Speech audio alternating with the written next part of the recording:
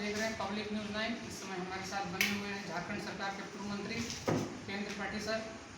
हम आज जानते हैं आज उनका जन्मदिन भी है। हजारों लोगों ने सुबह से जो है लगातार उन्हें बधाइयाँ मिल रही हैं। क्या कहना चाहेंगे सर, जन्मदिन है आपका? भगवान विश्वकर्मा का जन्मदिन है और मेरा सौभाग्य है कि आज ही मेरा जन्मदिन है।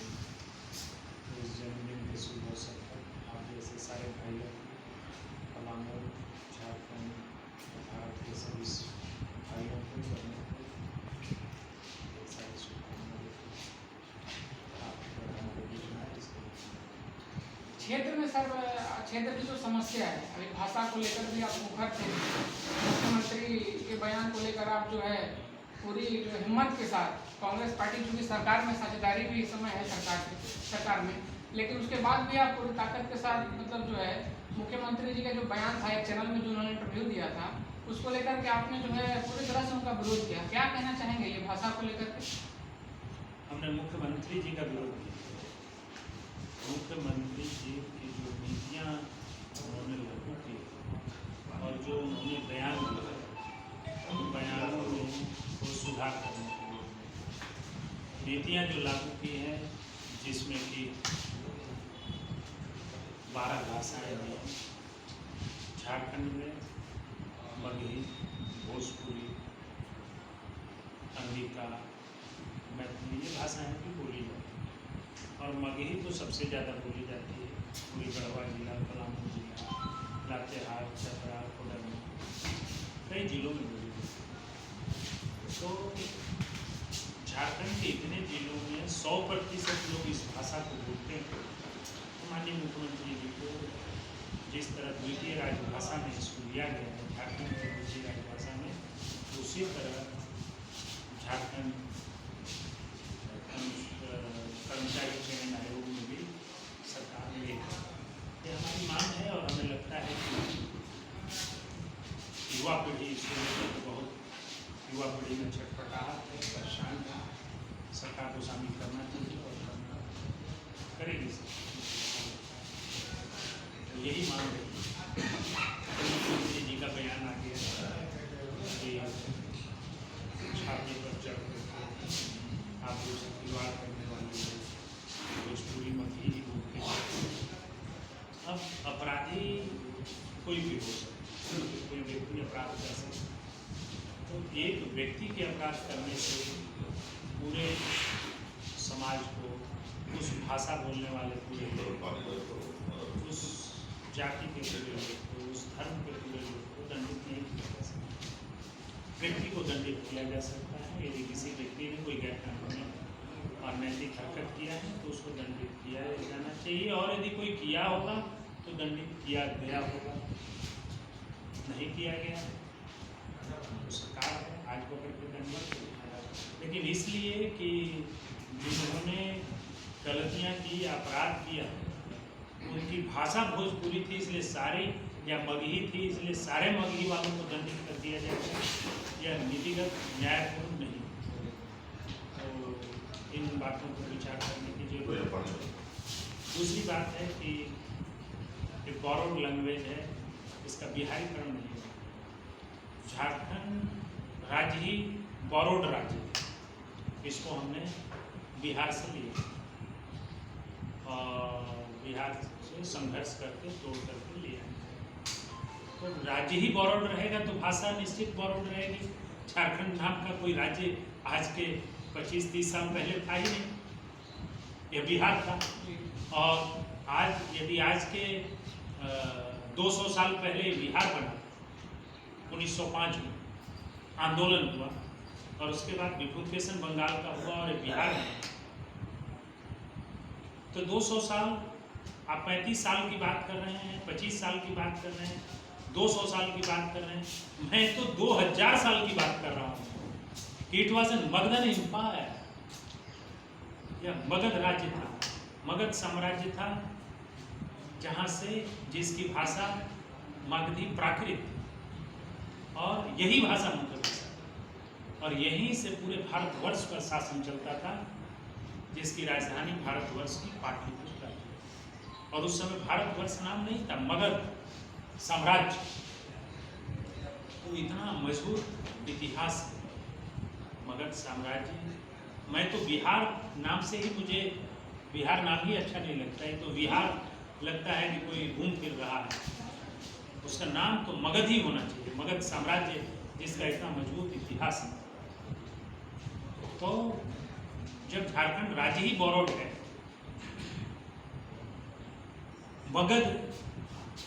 मगही बोलने वाले लोग डोमिनेटिंग होते हैं, जब मगध ने पूरे भारत पर शासन किया ही है, तो निश्चित तौर पर मगध में वह ताकत होगी, मगही बोलने वालों में होगी, तो तभी पूरे भारतवर्ष पर शासन किया। तो हमें लगता है कि मगध के रिच कल्चर, हेरिटेज, मगही प्राकृत भाषा को हमारे झारखंड के माननीय मुख्यमंत्री जी को सम्मान करना चाहिए, उसको पहचान जो उसकी है उसको बरकरार रखना चाहिए हमारे राज्य में। इन भाषा बोलने वाले नौजुवानों को उनका अधिकार देना चाहिए, उनको भी नौकरियों में शामिल करना चाहिए, और तभी शामिल होंगे जबकि अपनी भाषा में वो एग्जाम लिखेंगे। जो भाषा जानते ही नहीं उसमें क्या एग्जाम, और नहीं लिखेंगे तो ये बात है। सर, नियोजन नीति का मामला है, सरकार का इस पर जो है, क्या आपको लगता है कि सरकार इसको लेकर गंभीर है? क्योंकि इसको लेकर के आपने बहुत बड़े बड़े आंदोलन किए हैं। झारखंड में सबसे पहला ऐसे राजनेता आप थे जो इतने बड़े जो है सो कि नियोजन नीति को लेकर के आपने जो है सो कि पद यात्रा निकाला, उसके बाद जो है सो कि यहाँ से धनबाद जितने भी जिले थे उसका आपने यात्रा किया था। क्या लगता है कि सरकार नियोजन नीति को लेकर चिंतित है? देखिए, पिछली रघुवर दास की सरकार भी पलामू, गढ़वा 11 जिलों को काट दिया। इनको भी नौकरी ऐसी व्यवस्था करती थी कि इनको नौकरी नहीं, और अभी की सरकार भी वही व्यवस्था करती थी, इन जिलों को नौकरी कर दी। हम तो खुद परेशान हैं कि ये जिले झारखंड के भाग हैं कि नहीं, यहाँ रहने वाले लोग झारखंड के लोग हैं कि नहीं। भाजपा के सरकार ने भी वही किया, आज की सरकार भी वही कर रही है, रूप बदल के। तो ये अन्यायपूर्ण है, और झारखंड का यह परिक्षेत्र पलामू प्रमंडल से होते हुए संभाल का कुछ भाग और छोटानागपुर का कुछ भाग, ये भाग हर सरकारों में उपेक्षित रहता है। सिर्फ नौकरी और भाषा में नहीं, सरकार की जो वित्त रहती है, फंड एलोकेशन, उसमें भी इन क्षेत्रों को नहीं के बराबर दिया जाता है, अपने हिस्से का हक उसका नहीं दिया जाता। ये बड़ी बात है। मुझे लगता है कि सरकार को और माननीय मुख्यमंत्री जी को इस पर विचार करना चाहिए, पुनर्विचार करना चाहिए, वक्तव्यों पर पुनर्विचार करना चाहिए, निर्णयों पर पुनर्विचार करना चाहिए। हम लोगों का यही आग्रह है कि भाई पुनर्विचार करें और हमारे लोगों को उनका अधिकार दें, उनकी पहचान। क्या लगता है सर कि पलामू से जो है ऐसे जनप्रतिनिधि का चयन हो नहीं पा रहा है? जो पलामू की स्थिति जो है पिछले रघुवर सरकार में भी और अभी हेमंत सरकार में भी, पलामू को लोग जो है दूसरे नजरिए से देख रहे हैं। क्या लगता है कि इस क्षेत्र से या तो ऐसा जनप्रतिनिधि चुन करके नहीं जा पा रहे हैं विधानसभा में, जो जाकर के इस क्षेत्र की समस्याओं को या इस क्षेत्र का जो मेन मुद्दा है उसको अच्छे ढंग से मजबूती के साथ नहीं रख पा रहे हैं? हमारे लोग जाति और धर्म पर चुनाव के समय विभाजित हो जाते हैं, और उसी विभाजन का नतीजा है कि उनको उनका अधिकार, उनकी पहचान नहीं मिल पा रही, लेकिन मिलेगी। लोगों में बहुत शक्ति है, जनशक्ति है, जनशक्ति सबसे मजबूत शक्ति होता है। मुझे लगता है कि माननीय मुख्यमंत्री जी भी मगध के यह भाग जो झारखंड में है उसके उन लोगों की बात को मानेंगे और उनको पहचान देंगे, उनका अधिकार। इस बार जो विधानसभा का जो सत्र था सर, उसको जो है जो भाजपा के जो विधायक थे हनुमान चालीसा और ये सब करके समय जो है बर्बाद कर दिए। क्या लगता है कि क्षेत्र की जो जनता, लाखों करोड़ों जनता जो है चुन करके उन्हें विधानसभा भेजने का जो काम करती है, क्या उन्हें इसी तरह से विधानसभा का जो सत्र है उसको जरूरत न समझते हुए इसी तरह क्या समय बर्बाद कर देना चाहिए सत्र को? उनको एक्चुअली जिन लोगों ने वोट दिया था तो धर्म के नाम पर ही दिया था। उन लोगों ने वोट हिंदुत्व के नाम पर लिया था और वो झाल बजाने के लिए ही उनको लोग वोट दिया है, तो जाके झाल बजा रहे हैं विधानसभा में। जिस काम के लिए उनको वोट मिला है वो काम कर रहे हैं, तो इसी नाम पर इनको वोट मिला है इसलिए वो काम कर रहे हैं। सर जनता तो ठगी जा रही है, आखिर जा करके ये लोग हनुमान चालीसा पढ़ रहे हैं जो है विधानसभा के बाहर, और बाहर बेरोजगार युवक जो है वो रोजगार मांग रहे हैं, और जो है महंगाई इतनी बढ़ रही है, ये सब मुद्दा नहीं बना सके। और जो है विधानसभा का इतना महत्वपूर्ण सत्र होता है, उस सत्र को इन लोगों ने बर्बाद कर दिया। क्या लगता है आपको कि ऐसे ही अगर समय चलता रहा तो इस क्षेत्र की, इस राज्य की जनता का क्या होगा? एक्चुअली भारत सरकार महंगाई को रोकने में पूर्णतः विफल है और भारतीय जनता पार्टी की सरकार केंद्र में है, और इस सरकार में महंगाई 4 गुना से अधिक बढ़ गई है।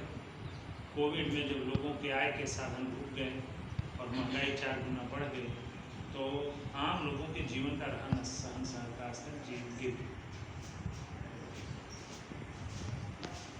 जो विधायक भारतीय जनता पार्टी के झारखंड विधानसभा में हैं, ये जानते थे कि महंगाई पर चर्चा होगी तो इससे भारत की सरकार पर इफेक्ट पड़ेगा, उनकी पार्टी पर इफेक्ट पड़ेगा, उनके वोट देने वाले लोगों के सोच में बदलाव आए। इसलिए ताकि उस पर चर्चा ही न हो, लोग उस महंगाई तक न सोचें, इसलिए उन्होंने बैठ के ढाल लगाना शुरू। एक आखिरी सवाल है सर, स्पीकर विधानसभा अध्यक्ष ने जो है जो पत्र जारी किया जिसमें नमाज अदा करने के लिए उन्होंने रूम में लौट गया। आपको मैं देखा था न्यूज़ चैनल के माध्यम से भी कि आप विधानसभा में गए थे, और आप एक इंटरव्यू में आपने कहा था कि ये नोटिफिकेशन जो उन्होंने दिया है वो गलत है। क्या लगता है आपको कि वो नोटिफिकेशन वापस लेना चाहिए? नोटिफिकेशन की ज़रूरत नहीं, क्योंकि बिहार से ही परंपरा थी, एक रूम में लोग नमाज पढ़ते थे। लेकिन जब आप लिखित में बंटवारा कर रहे थे तो अब एक कमरा पूजा करने वालों के लिए बना देते, जो मान ही रहे थे लोग, और नहीं है तो उसको प्रार्थना समाज बना देते। तो वहाँ लोगों को मुद्दा चाहिए, जिन्होंने मंदिर में जो जाते नहीं है वो वहाँ कहेंगे कि हमको यही पूजा करना है, तो एक ही रूम में कम से कम उसका नाम दे देते कि प्रार्थना भवन है, जिसको नमाज पढ़ना है नमाज पढ़े, जिसको पूजा करना है पूजा करे, जिसको प्रेयर करना है प्रेयर करे, उस तरह का बना है। और मुझे नहीं लगता है कि नोटिफिकेशन की ज़रूरत है। वहाँ तो जिनको पूजा पाठ नमाज पढ़ना है वो तो अपना कर ही रहे थे। नमाज तो पहले से बिहार में भी विधानसभा में भी पढ़ रहे थे, झारखंड विधानसभा के पुराने भवन में भी पढ़ रहे थे।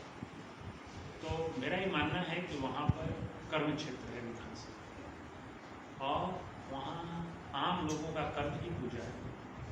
लोगों की मदद आप कर रहे हैं, आपकी नीतियाँ बनाने से हजारों लाखों लोगों के जीवन में रहन सहन का बदलाव आ रहा है। माननीय विधायकों को उसी पर ध्यान देना चाहिए। फिर भी यदि कोई भगवान को अल्लाह को याद करना चाहता है तो उनके लिए व्यवस्था सबके लिए करा दे। भाई सब मांग रहा है तो सबके लिए करा दो। तो माननीय विधानसभा अध्यक्ष को मुझे लगता है सबके लिए करा देना चाहिए। ये सब लोग मांग रहे हैं तो वहाँ तो सैकड़ों कमरे अभी भी खाली, एक एक कमरा दे दो। धन्यवाद सर। तो ये थे हमारे साथ झारखंड सरकार के पूर्व मंत्री के त्रिपाठी सर। इन्होंने बोला कि जो है ये जो नोटिफिकेशन विधानसभा अध्यक्ष ने जारी किया है, तो अगर नमाज के लिए किए हैं तो पूजा करने के लिए भी उन्हें अलॉट कर देना चाहिए, या तो पहले से जो बिहार से जो परंपरा चली है उसे चलने देना चाहिए था। बहुत बहुत धन्यवाद। नमस्कार। आप देखते रहिए पब्लिक न्यूज़ 9।